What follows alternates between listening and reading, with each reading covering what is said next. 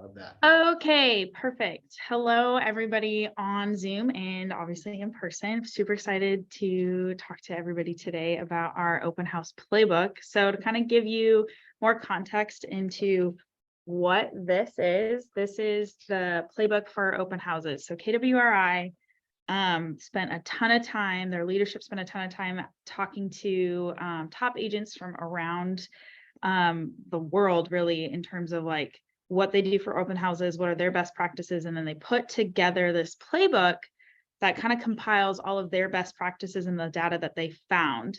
And so today, this is like a two-parter class. So this first part, Andon and I are going to talk about best practices. We're going to work through this playbook, and then if you have any questions, totally feel free to interrupt and ask away. And then Andon's going to share his personal experience because he's local to this area, and every area is a little different in terms of like what best practices actually look at. But the playbook does a really good job of generally outlining like the step-by-step processes and the best practices for each step. So welcome, super excited that you guys are here.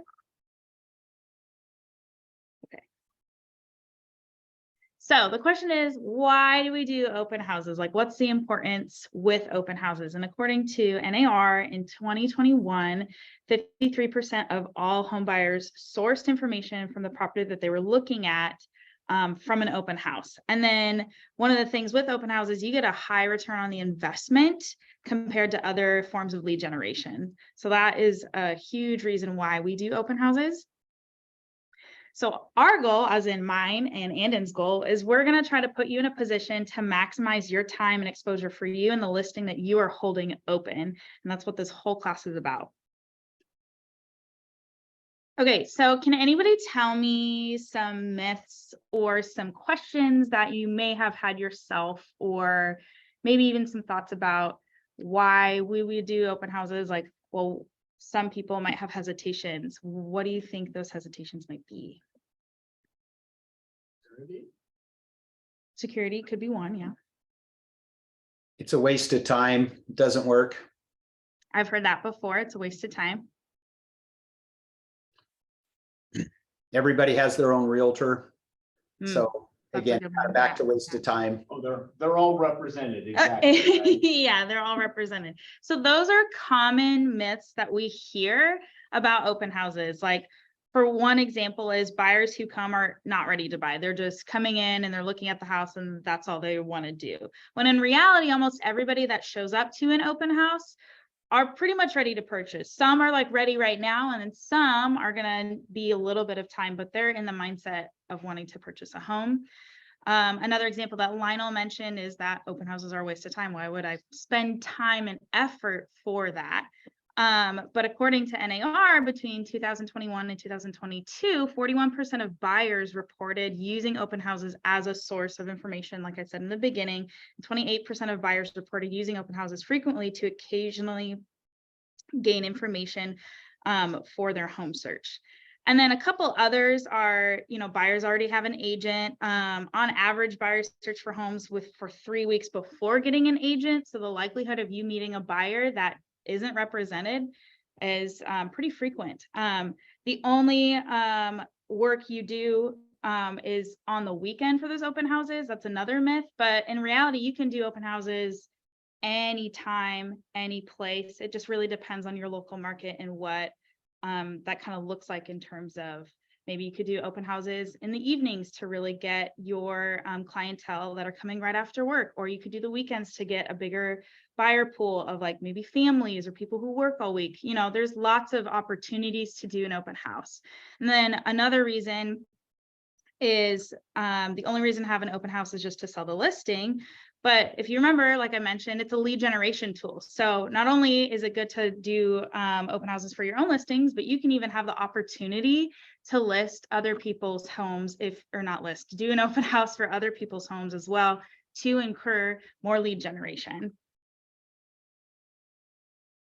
So this is kind of the breakdown of the step-by-steps that I'm going to talk through today in the class, and Anna's going to pop in and share his tidbits. The step 3, the inviting your neighbors and posting to social media, that is going to be more focused in my next class, kind of using the technology that we have in Keller Williams to be able to capture leads, to use designs, but that's a little sneak peek, and I would love for you guys to come to my next class to learn how to do that in Command.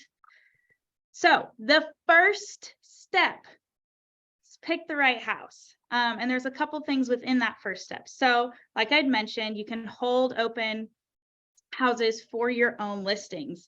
And the benefit with that is you're the first to receive feedback for that house. You can hear, oh, maybe it's priced too high, or they don't really like this feature. This is something that you can hear about, that maybe some clients are like, I wish it had this or this type of fireplace. You know, you're there to like hear the pros and the cons of the listing that you are currently listing.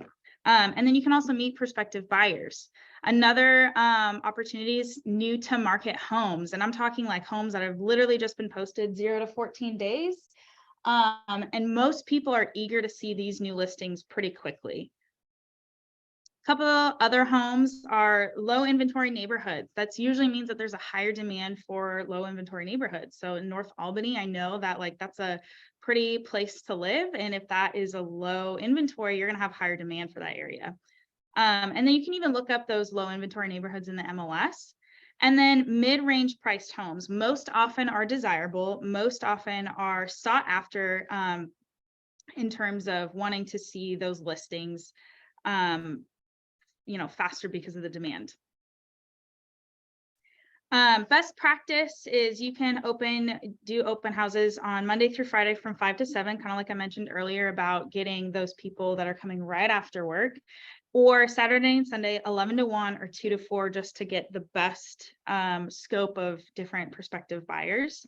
Optimize the weekends and host multiple open houses to capture the most buyers. And the goal is to pick your listing by Monday or Tuesday. Andon, do you have any like specific things that you want to share with what you think best practices are specifically in this area? As far as picking the right house, I agree with that. So you've got, Sorry. she's gonna make me stand up. You have to stand up, especially for the people on Zoom. If you were See not you, here Andon. for Zoom. Okay, so I like a 4 to 6, honestly, if you're gonna do like a twilight open house. Saturdays 11 to 1s work really good. 1 to 3 on Sunday tends to be like, I see a lot of stuff like there. So if we can kind of, if we've got other agents that are hosting open houses at similar times, it kind of makes more sense if we're not outside of that tour window. I have done a 10 to 12 and a 1 to 3 before in the past. Back to price point the first 2 weeks, so like the opening 2 weekends basically, or a significant price drop. $5,000 does not qualify as a significant price drop. There's got to be a compelling narrative to pick up a bigger buyer pool. So when we readjust a price down 10, 15, $20,000 on listing, you're going to get a new buyer pool as opposed to that. So, but Monday, Tuesday listing, yes, that gives you an opportunity to door knock it and market it. Which is a great segue into step 2. So create marketing materials. And what I mean by that is flyers. And you can create 2 different flyers, one to pass around the neighborhood when you do your lead generation, also telling everybody about the open house, and then flyers for the open house. And that information on those flyers should include photos of the home, key details about the home in the neighborhood, your contact information. Please put your contact information on there. One tip that I actually haven't seen a lot, at least from my experience, is your preferred lender's contact information, and then a kind of a call to action. And then another way that you can create different types of marketing materials for the actual open house is a registration sheet. You can do paper registration. Some teams do just paper registration, or just some agents do paper registration, or you can do a digital landing page. I've heard of people doing both. And then what else is super cool is that scorecards are something that I just learned that people do. The beauty with scorecards is you can capture information of the people who are looking at the house, but you can also see feedback on the house as well. Now, here's a few examples. Oh, well, that's my next slide, jumped ahead. But best practice is marketing materials should always be created by the end of day of Wednesday, so you can start marketing the open house effectively. And then here are those examples, an example of an open house flyer you can do in Command, and then some scorecards as well. What are your best practice tips for that? Gonna Make stand me- you back up. make me stand back up again. I actually have done a, Cloud CMA does a really nice, like a buyer profile for a specific property. So if you don't know what that is, talk to Coryn. But, I actually take that, print it out. It has, local schools, food to eat around, details about the house. So I print that out and actually put it on a big bulletin board that's like sitting up on a easel for the open house. And then I have some other listings in the same neighborhood. And then I have similarly priced things in the same region that we're looking at. That's at the open house. As far as door knocking around it, I like enough information to get somebody curious, but not so much information if there's no need to come by the house. That's kind of my take on it. So, What are your thoughts on registration sheets? so I've gone from paper to the digital landing page, and then felt like the digital landing page had me staring at a computer screen trying to get somebody logged in for too much. So I'm back to paper now, so filling stuff out. And unless I've got like a super like knockdown drag out open house, I am asking for information and then putting my head down at the sheet of paper and then asking about, you know, are you from the neighborhood or are you home hunting? And then just take the conversation from there. So Have you ever done scorecards? scorecards. I've just started doing scorecards, and the jury's still out on it. Yeah. So I've had a couple of people love the idea and not pick up the cute little clipboard that's like a half-size clipboard with the thing. And I've actually got a QR code for my contact information so they can write down what they like about the house and then take the card with them. And then I've got a number to follow up with them so they can tell me what they thought of it. So, Love that. yep, that's it. Cool. All right, next step is marketing the open house. So the key to a successful open house is generating as much traffic as possible. Marketing it a few days before is really gonna help generate traction in terms of people noticing the open house, going around circle prospecting, which we'll talk about, using social media to your advantage, really just to notify people about the open house and that you're gonna be there and you're excited to be there. Couple ways you can do that is you can invite your database. This is a great touch point opportunity. You can invite first with an email and then the following day, text or call. If you want to learn how to do that, please come to my next class.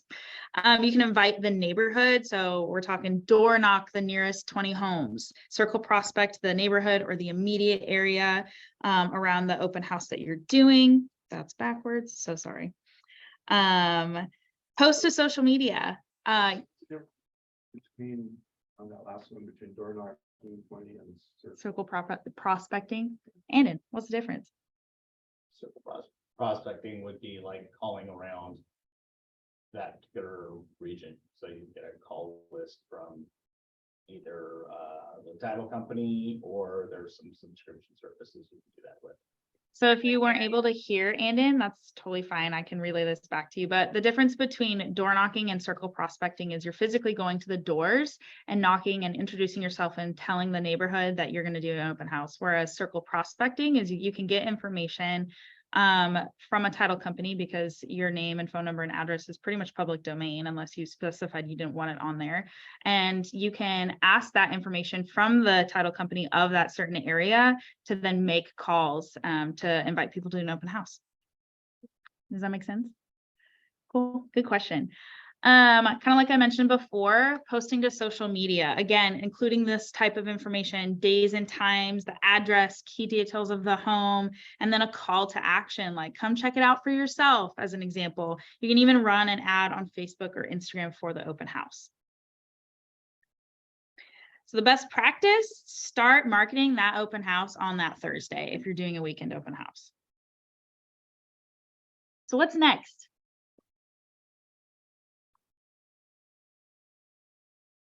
Host the open house.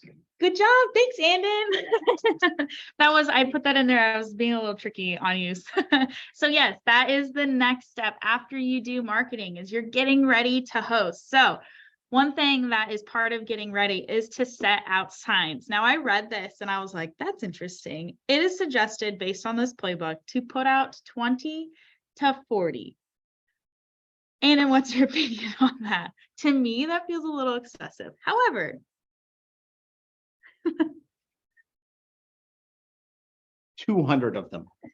I will tell you, I went to a breakout session at family reunion down in Anaheim, and those numbers are actually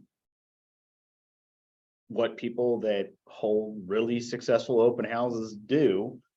That said, I'm like 20 to 40 signs. I don't know if all that'll fit in my car.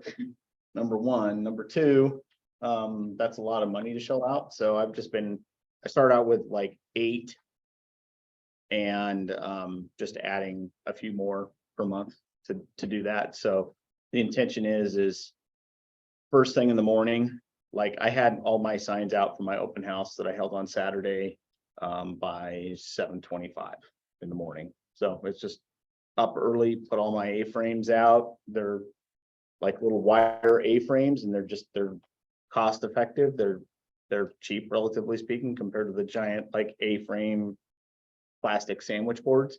And yeah, you're just basically trying to just plaster the neighborhood. It makes sense intersections where people are going to drive through, see that. And it was for my listing, so clients definitely noticed, because there was a lot of people out there. So sure, go ahead. Do you ever have problems with where you put the sign when dealing like with the directional stops and major intersections? the question was, do you have any problems with where you put the signs? Problems meaning I try not to block traffic, try not to, putting in the middle of an intersection tends to get people mad. I've only done that once. Just more like generally, like, are you allowed to, like, where are you not allowed to put signs? Okay. So most time, my experience has been, ironically enough, the city of Albany is pretty persnickety about signs stuck in the ground, but an A-frame, you can throw as many of those up as possible.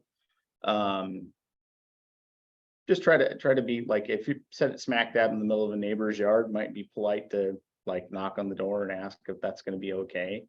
Otherwise, just at a, to where you're not blocking traffic and you're not blocking somebody's ability to use the sidewalk. So I'll just pick something that's not doing either one of those two and then put it out there. So Do you only put A-frames out there, or do you have other, like, do you have little directional signs? I What does have- that look like? I have directional signs, just, cool house, look this way, kind of thing. So I'll put like 2 or 3 of those out that stay up, that are little wire signs, just a little H-frame that stick in the ground. And the rest of them I'll put out the little A-frames. Cool. Because the A-frame will sit up no matter where you're at. The little frames that poke into the ground, if it's August, it may not go into the ground super well, or if it's got a bunch of rocks, it may not go in. So I usually try to make sure I've got that take care of. A-frames will set up pretty much anywhere. Nice. Okay. Cool. I've seen some people use balloons. That's an option if you want. I've seen some people use, I don't even know how you would call them, but they're like the really long open house, like not flyers, but they're like the signs that you stick on posts and stuff that are like pretty tall. I can't remember the technical term. basically there are a lot of different ways to market an open house. And the best way to do that is make sure that everybody knows that there's an open house going on, whether it's circle prospecting, whether it's putting 20 to 40 signs out, like really make sure that you target busy areas like directional stops, major intersections, and just throughout the neighborhood. Open house flag in front of the house. Yes, open, You yes, better do that. absolutely. Do not forget that because people want to know. Whole thing. Yeah, there you go. That would be great. Here's the house open. So. Also, the writer on that, Coryn, is really good because you can put that up a week in advance. Yes, you can. Absolutely. That's a really good call out, Lionel. He said that you can put a rider on top of your sign to say when the open house will be, especially a week in advance. So as people are driving by the neighborhood, they'll be able to know, oh, cool, Saturday 1 to 3, that's an open house. So one huge tip, arrive early. And we're talking like 15 to 20 minutes early. Don't roll up 5 minutes early and get ready to host. Andon, what does it look like for you to get ready to host? Like, what's your process? Give us the play-by-play. Okay, so all of my signs are out. That's already done. So literally, I'll roll up to the house 30 minutes before the open house. I'll get my flag assembled, but not in the ground. So I know I'm just going to run out there and shove it on top of the little anchor point that's there. I've got another A-frame that says, please register inside, open house with all of my appropriate signage. I have that sitting off to the side, ready to roll. Unlock the house, all the lights go on. I've got a board that talks about the neighborhood. So it's like a little cork board that sits on a little easel. I've got one of those that is the house profile with the neighborhood and that type of thing. In addition to some similar listings in the area. Then I've also got a another board that's got a link to a service called HomeBot that'll give you an estimation on your home value. It's kind of like a rough snapshot on it, and it's better than Zillow, and you capture their email information on it, as well as a home buyer profile. So I've got those two things as kind of like resource boards about the house. And then I've got my surveys sitting there in a little basket. And then if the house is like, hey, we want shoes off, I've got like a little basket with booties and that type of thing. So I've got all that stuff out. Then I'll do a Facebook Live about 15 minutes before. Basically like, hey, here's a sneak peek. Here's something that I like about the house. Here's something that's kind of like a teaser, everything like that. If you got any more questions, let me know. And then try to snap a couple of cool little videos about interesting features about the house, and then build that as a quick little reel that cross posts to Facebook and Instagram. And then hopefully I'm done about 5 minutes before, and then run out and throw my sign up and get everybody ready to check in. I've got my little sign-in sheet I sign people on. And Do you play music at all? I go back and forth. Sometimes I do, sometimes I don't. But I'm usually found that if I'm playing music, it feels like it's not loud enough when I'm there by myself. And then when somebody shows up and asks a question, it's too loud. So, take it for what it is. What's your take on food? I've heard some people just hand out water bottles. I've heard some people do like charcuterie. What's your thought on that?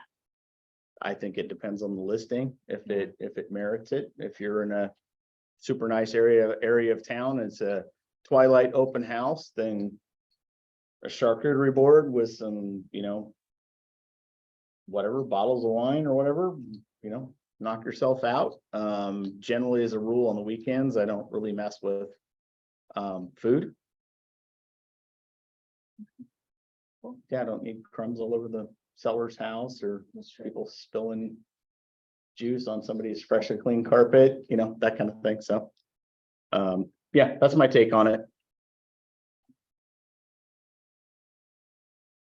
You're gonna stand back up for it. That's fine. Why? Just hang I'm out. so sorry. Okay, I'm just gonna move spots. Okay, so the last thing, is follow-up. This is gonna be so important for you. If you want to retain these conversations that you've had with your prospective buyers that come in, you need to make sure that you do this follow-up, because money is in the follow-up. Following up with people that attend gets you one step closer to an appointment. I have heard so many different things of people doing a really good job at following up. And I've heard of people just like, not from specifically Keller Williams, but just of people having an open house that are from a different brokerage. And they're just there to help answer questions. There's no sign-in sheet. There's really not a lot of interaction. And that's a huge missed opportunity because like I said in the beginning, this is a lead generation tool. It's one of the highest return on investments in terms of lead generation. So make sure you add the attendees that weren't in your database to your database. You need to make sure that you contact everybody ASAP, whether it's a text, phone call, those are your best methods to go. You can do an email if you really wanted to. And then on a following Monday, if this is a weekend open house, call those people just for those circle prospecting peeps that you had called earlier in the week to say, hey, we had a great open house. Did you have any questions? You know, you can have those kinds of conversations. And go to my next class, I can show you how to add follow-up plans in Command so that your database is already kind of on a more automated set smart plan. So you don't have to do all of that legwork necessarily when you can get notified firsthand. Andon, what is your best follow-up tips, best practices? Come on over. You have to follow up. I will say that's an area where I probably need to be more consistent with. There are some people like over the last three years, anybody that's been like hot to trot in open house that's not been represented, usually like jumped out, like half tackled you. Those are not necessarily the case as much. They can be, but I would say if you've got good rapport, good connection with anybody that's on that list, it's trying to like keep coming from contribution, any helpful lender information, any stuff about the market, any stuff about any additional homes that they'd like to take a look at. Just trying to add that value to where you're trying to really make a difference in their life. And if you do a good job about that, then the rest will take care of itself. So did that answer your question? Yes, it did. Okay. All right. Does anybody have any questions, thoughts, maybe even things that I haven't even touched on that you personally have experienced that you feel like is a really best practice? It's a really good best practice. Coryn, I do. Go ahead, Lionel. So one of the things at the open house that you can do as well is we used to like to do giveaways. So it's an easy way to get the contact info, and people are more likely to give that to you if you're given a $25 gift card or some kind of basket or something like that. And you don't have to pay for it yourself. Connect with a lender. Lenders will love to do that. Title companies, you know, where you partner with them and then they'll do the giveaway for you. Another idea too was on the partnering up with somebody else to do the open house, because it can be a lot of work. So one of the suggestions I have is like with the newer agents, let them come and shadow you and be there as part of it. Let them go put all the signs out. You know, they're going to be at your open house. You're going to kind of mentor them through the open house for the experienced agents. And like I said, they could be part of the sign in and help them get people signed in, and it's their information. So I like the idea of partnering with somebody else. And you were talking about food in the house. There's something powerful about the smell of baking. So it's not going to work, as Andon said, in every case. Like, I don't want food in this super nice house, but you could literally throw in the cookies, you know, 20 minutes before. You got these piping hot cookies and you got that smell as people come in, and it creates an emotion of like grandma's house, or thinking about being at mom's house. Whenever I come to mom, she's always baking and stuff. So Just kind of an idea. I like it. Thanks for sharing that. Anybody else? That might be a good, I mean, just something you walk into and before your open house and being there early enough that you might need to open some windows or get fresh air in there, because sometimes these homes, when they're sitting there, I had one that we didn't know it until and the guy inspected later, but there's a dead possum underneath. Oh, gosh. But it was really good to be able to make sure that there's a fresher smell in the house, because that does emotionally just triggers people. Yeah, those that didn't hear or had a hard time hearing, Ed had mentioned that it might be a good idea to open up windows depending on the type of year, because you just experienced, you had experienced an open house where a dead possum was underneath it. Yeah, so just kind of things to think about. One other, Coryn, would be to have some kind of document that you have just one copy of, like, for example, a market update.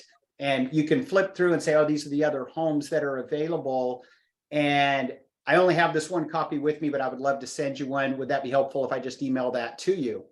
I'd be happy to email it to you. And it just builds a stronger relationship, and it gives you a reason to follow up. Hey, now when we're following up, hey, I sent that to you by email. Can you confirm that you got it? Yes. And then stronger relationship. Nice. And a reason. I like that too.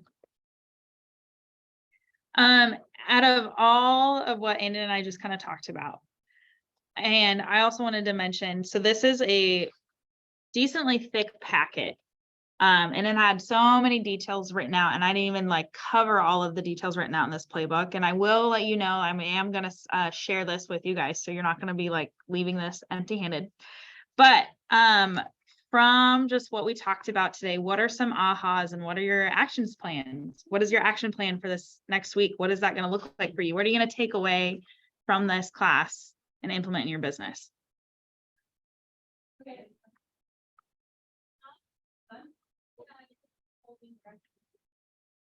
I'm gonna get more signs. Ed says, I'm going to get more signs. That's a good one.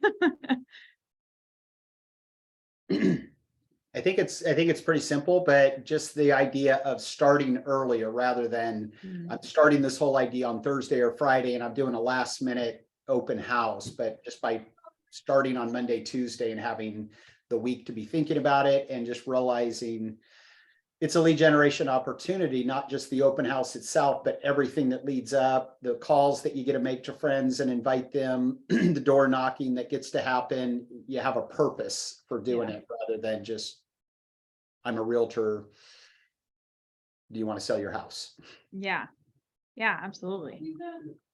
Like this last week, I've been showing some clients houses that I met at an open house back in June, but now they're ready to move and to find a property in space. Yeah. Yeah. That's a good call out too. Sometimes those relationships that you meet in your open house, kind of like I mentioned in the beginning, is they're looking to buy, they just may not be ready quite yet. And Ed was just sharing an example of he met these people, did you say this last June? Yeah. And at an open house. And now they're looking and ready to buy. Jacob, did you have anything that you? Oh, I was gonna say, meet more people and go to an open house. That's a good one. Jacob said that he's ready to meet new people and go to an open house to see what this process looks like. So the other thing, Coryn, to remember is a lot of people think that open houses are just for buyers. Lots of sellers because they're looking at the market. So just making sure that the question gets asked, do you need to sell a house to be able to buy a house? Or do you guys currently figuring out, because honestly, about, I don't know what the number is. For me, it was around 50% of the people that would show up at open houses need to sell a house. And they're also judging us based on how we hold the open house, whether that's they're seeing us as listing their house and doing such a great job. Wow, they did such a great job. I want to list with them. That's a good call out too. Ed, what were you going to share? Oh, I just gonna say that the door knocking part in the neighborhood, you find out that some of the people doing that too, they're like, yeah, we're, we've lived here for this long, and are you, they'll talk about that they're thinking about selling, or your dad's house across the street, you know, they're gonna sell that one there, so. Yeah. Yeah, you never know what you're going to come across in conversations, just like Lionel and even Ed mentioned, when you are either hosting an open house or you're preparing to market and tell people about the open house that you are going to host for that weekend. Because Ed just shared that, you know, some of the conversations he has is that they are ready to sell. And just by him door knocking, he was able to have those conversations. So cool. All righty. So this is, oh, it didn't show up. That's, oh, no, it's slow. Okay. This is the QR code to your open house playbook. So if you want to grab your phone, zoom in, get it. I would highly, highly recommend it. Like I said, I do plan on sending an email out to everybody that attended so that I can make sure that you guys get this in an email format as well. I'll leave it up. Is it working for you guys? Yes. So, might be clear. Feel free if you guys want to like get up out of your chairs too, like you don't have to stand so far back. Like, Hopefully the Zoom people don't have to get out of their chairs. oh no, Oh my goodness. they got it. Lionel says he's good. Got it. You just walk right in front of Jacob, Ed. Sorry, Jason. Oh, all right, if I had got that anyway. Fortune favors the bold. Oh, Ed messed it up. Okay. I have a couple more slides and then I will give you between 15 and 20 minutes back of your day. If you don't get it, I can totally make sure to send that to you. It says all kinds of fun stuff on it. Yeah, it does have a lot of fun stuff on it. It's the glare. That could be it too. Coryn, I do want to mention, Andon had mentioned the price of signs and things like that. Yes. One of the things that I found was it was one of the best investments, those signs, because it's not, even if people don't come, it's name recognition. People are seeing your name. They're reminded of who you are. And yeah, it's such a good investment in the open house, but also in the listings, you know, because you could put 12 signs out and people, I remember having one listing and people were like, oh my gosh, you're everywhere. I had one listing, but lots of signs and it looked, you know, perception. Yeah, for sure. That's a good idea too. Well, good mention as well. Signs are your best friend. Get those signs, Ed. We do also have some as a market center that we can rent out. So if you are looking to host an open house and you don't have signs yet, talk to me and or Sarah and we can get something figured out for you guys. Okay, I'm going to move on. Ed, I'll send it to you. Okay, so please come to my next class, not next Tuesday, but the Tuesday after. We are literally going to talk about using the technology for open houses, and it's all outlined already in this playbook, and all the things that you can do with command is outlined and step by step. So if you want to learn how to do that, if you want to come prepared, you can totally do that. I'm going to be teaching that class 2 Tuesdays from now here at the Albany Market Center and on Zoom from 1 to 2. Please, if you have any questions, thoughts, ideas, want to know more, please contact me. That's my email and that's my number to call and my text number to reach out if you have anything. Also, I would love your feedback. I don't teach like every single day. This is something that I desire to grow in and want to be better in. So I created a Google form of all the classes that I've taught in the past. So if you do want to provide me feedback, I would greatly appreciate it.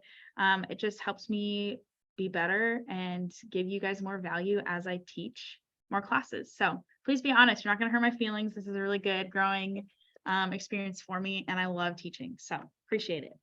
If you do want the QR code or the link to that, like let me know too, and I can send it over email. But thank you guys so much for coming. I really appreciate it. Give a big shout out to Andon for coming up and hanging out with me as I'm forcing him to stand up out of his chair. Claps for Andon. Yeah, if you guys need anything else, totally feel free to reach out to me. And I will give about 15 minutes back of your life. So talk to you Good guys job, later. Coryn. Thank you. Thank you. Okay, I'm gonna end meeting. Important.